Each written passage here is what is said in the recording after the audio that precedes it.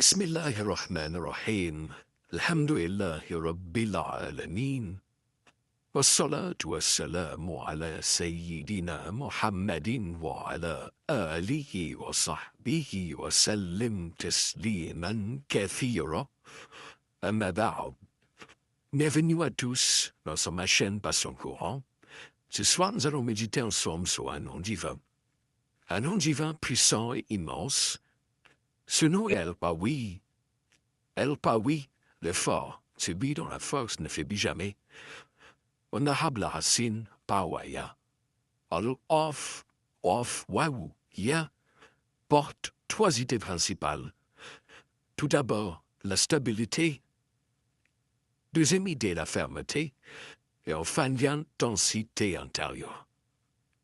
Les savants de la langue, Allah, comme Ibn Faris dans son livre, dans son dictionnaire, dans son lexicographe, dans son lexicographie, le Qaïs Allah, explique que Awaya signifie être solidement établi, tenir debout sans vaciller, posséder une force réelle et non pas une force d'apparence. Lorsque ce sens est attribué à Allah subhanahu wa ta'ala, le nom al-Qawi désigne celui qui possède la force absolue, une force qui ne dépend de rien ni de personne, une force qui ne commence pas et ne finit pas, une force qui ne se fatigue jamais. Dans le Coran, Allah se décrit ainsi. Inna Allah al-Qawiyyun aziz. Certes, Allah, fort et puissant. Al-Qawi, c'est celui qui soutient toutes choses, qui maintient les cieux et la terre, qui donne la force à ce qui est faible, et qui retire la force à ceux qui se croyaient invincibles. Pour les maîtres du cœur, parmi le Qulub, comme Ibn Arabi ou Al-Hushairi, la manifestation du nom Al-Qawi, dans la vie du croyant n'est pas un pouvoir pour dominer les autres, mais une force intérieure pour rester fidèle à Dieu.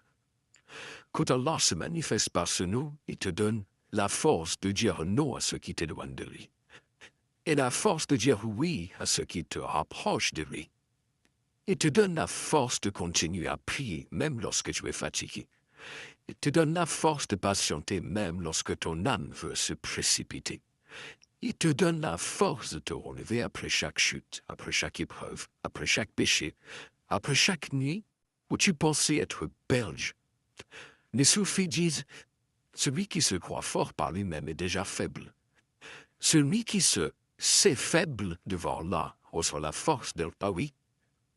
Tant que tu te vois indépendant, tu restes fragile. Mais lorsque tu reconnais, oh Allah, je suis faible, j'ai besoin de toi, alors une autre force apparaît. Une force qui ne vient plus de ton ego. Une force qui ne vient plus de toi, mais qui vient du lien. Qui vient du lien entre ton cœur et ton Seigneur.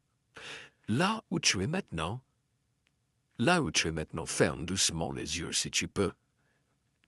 Pense à un moment de ta vie où tu t'es senti épuisé, dépassé, où tu n'avais plus d'énergie, plus la force d'avancer.